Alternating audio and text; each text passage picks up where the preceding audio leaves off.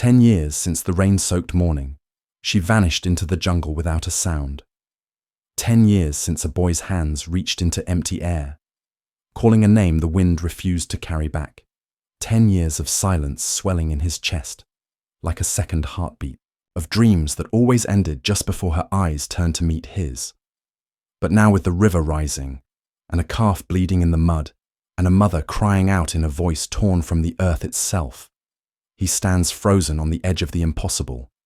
Her eyes lock on his, and in that breathless second time collapses memory, breaks its chains, and something older than words, something deeper than reason pulses between them, raw and real and alive again. Each morning he woke before the sun, not because he needed to, but because he always had, and habit had long since blurred into ritual. He would sit by the small window and sip tea that had gone cold before the first swallow. His eyes fixed on the trees beyond the fields where mist curled low and slow across the ground the way it once had, when soft footsteps padded from the forest's edge, when ears twitched and eyes watched him from the green. He walked the same path, daily boots leaving the same shallow prints on the same tired soil, each step tracing the shape of a memory he never spoke of. He still carried fruit in his bag out of habit, maybe out of hope. He'd pause near the broken tree where bark peeled in long curled strips and lean on it.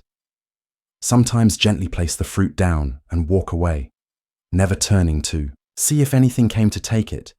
Villagers greeted him politely. They saw a quiet young man, helpful, strong, respectful, but never asked why his eyes sometimes drifted toward the tree line mid-sentence, or why he flinched slightly at distant thunder at night. When the world finally stopped making noise, he would lie on his back, staring at the ceiling, as if it might blink back at him, hand resting on his chest, as if to hold something in, something soft and aching and unfinished, because no one ever really taught him how to stop waiting. It started with rain, slow at first, gentle, even like the kind that made the earth smell sweet and the leaves shine. But by the third day, it no longer felt like weather.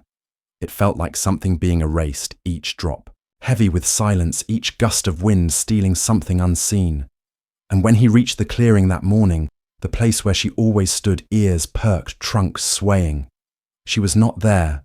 The fruit lay untouched, the grass unbent, the air too still. He waited, thinking maybe she was late, maybe she was near.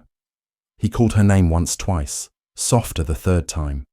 But the forest answered only with rain and the distant crack of something breaking.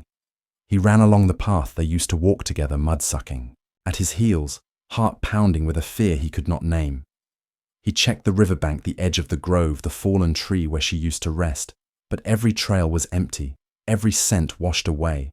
And as the days passed, the villagers stopped asking. He stopped telling the tree where he waited, began to rot.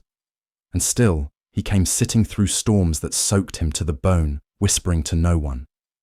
He began to change slowly, like wood, darkening in water. His voice shrank into his throat. His world narrowed. To routine and quiet, he no longer played, no longer laughed. He learned how to move through life without making ripples. Learned how to swallow sound and survive on the echo of memory. Years went by, his body stretched. His hands grew calloused, but his eyes never unlearned that look of searching. His silence became a kind of shield, and people left him alone because they mistook it for strength. But inside, behind every quiet breath, lived the same question. Unanswered, the same ache unfaded. Because grief, when left untouched, does not die. It just folds itself smaller and hides in the bones. Let me pause for just a moment and ask you this. Where are you listening from right now? Have you ever had someone, a person, or maybe even an animal, remember you after years apart? That quiet, breathtaking moment when you realize a bond was never truly broken. If that speaks to something in you, share your story in the comments. And if you find comfort in tales like this one, don't forget to follow. There's so much more to come. It began with the rain again, not loud this time, but steady, insistent, the kind that brings old memories to the surface without asking. And Ayan had no intention of remembering that morning. Not really, he was just walking along the river, as he always did. boots sinking into soft earth. His mind somewhere else until a scent hit him. Wild, sharp, unmistakable damp hide and crushed leaves. And something else older and sudden, a breath from childhood. And before he could process it, a sound rose through the trees, raw and broken, like the land itself was crying out. He froze, not in fear, but recognition. His legs moved before his thoughts could follow, crashing through wet undergrowth, slipping bruising knees and palms, but not stopping not once. And when he broke, through the trees, everything slowed. A shape too large, too alive stood in the clearing chest, heaving trunk, lashing eyes, wide with panic. And beside her, a calf trapped blood streaking its leg. Tiny squeals swallowed by the wind, the mother tried to lift. It again and again, unable to help, unable to leave. And something in Ayan cracked open. He took a step forward, his breath short, his vision pulsing with rain and disbelief. It couldn't be her, not after all these years, not after all that silence, but her. Eyes met his, and in them was a question and a memory, and maybe something more, and he felt everything at once. The boy, he was the man, he tried to be, the ache, the hope, the unbearable pull of what if? What if she remembered? What if she didn't? What if he stepped forward and shattered the dream, or worse, left it untouched? He wanted to turn back, he wanted to run, but something deeper said, no, not this time. And he took another step and whispered her name softer than the wind and waited to see if the past had truly stayed asleep or if it was waking right now, right here in the rain. The air between them thickened like the moment before a storm, not with sound but with stillness.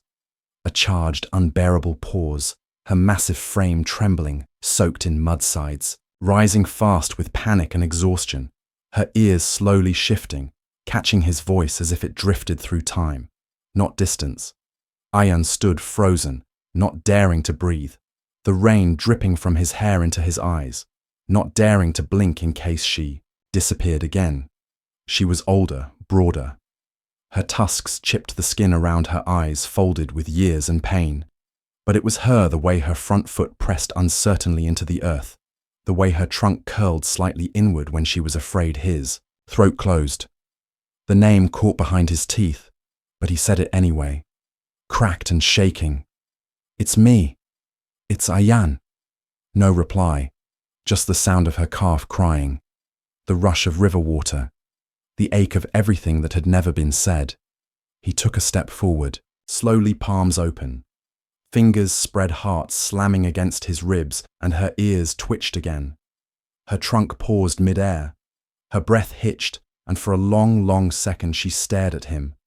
Not past him, not through him, but at him. And something flickered deep in her eyes. Not recognition exactly, not yet, but not confusion either. Like a book half remembered, like a scent from childhood, like a door unlocking in the back of the mind. Then another step, then another.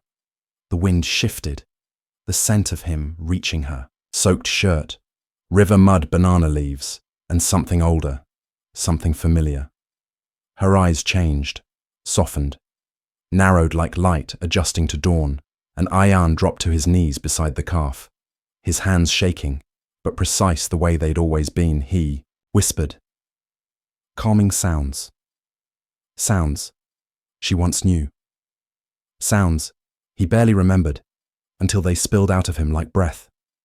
And she did not move, did not charge, did not roar. She watched every motion, every breath, until the calf was free and breathing. And then she moved not with force, not with fear, but with grace. Her trunk reached out slow, deliberate, the space between them closing like a wound, and she touched his hand. Once, light as breath, warm as memory. And in that instant the years collapsed, and every day of waiting, every night of silence, every ache and dream and unanswered prayer clicked into place, like they had never really been apart, only paused, only waiting for this moment to remember them both, whole again. The days that followed passed like breath, held underwater, soft, quiet, heavy with meaning. Tara stayed not far, never tethered, never tamed, but near enough that Ian could see her through the trees, her great frame brushing against bark, her calf stumbling at her heels, learning strength from her, stillness. They didn't speak. They never needed to. She would sometimes lift her head when he approached, ears swaying slowly, eyes watching. Not with fear, but recognition when he crouched to tend the calf's leg. She stood over them, silent, protective, unblinking once her trunk brushed his shoulder as he worked just once, but it was enough a small gesture that echoed louder than any word. One morning the calf trumpeted clumsily, and Ian laughed. Not because it was funny, but because something in his chest finally let go and let light in. And Tara turned her head at the sound. The faintest movement, the faintest softness in her gaze, like a smile made of breath and distance. He didn't reach for her, didn't try to reclaim the past. He simply sat on the grass and let the silence stretch between them, not as a wall but as a bridge. And when she finally turned and walked into the forest, the calf close behind, she didn't look back, but she didn't need to. He didn't cry. He didn't call after her. Instead, he placed a hand to his heart, then to the ground, a quiet thank you, not for what had been returned, but for what had never truly been lost now. When he walks the river path, each morning he doesn't carry fruit or hope or grief, only stillness and peace, and that small, soft smile of someone who had once been remembered by something that was never supposed to remember him. Because in the end, it wasn't the years, or the silence, or the miles that mattered.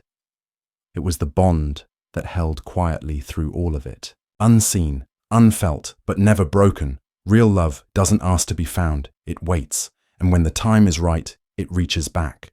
Some bonds don't ask for attention. They live quietly beneath the skin, beneath the years, untouched by distance or silence. They do not fade. They wait. Through absence, through doubt, through the ache of not knowing. And when the moment comes, when eyes meet, when memory stirs, they rise again, soft but unshakable. What passed between them needed no explanation. It was never broken, only sleeping. And in waking, it didn't just return, it made them whole again. Because true connection doesn't end. It becomes part of who you are. And when it finds you, it doesn't just remind you of love. It reminds you who you've always been.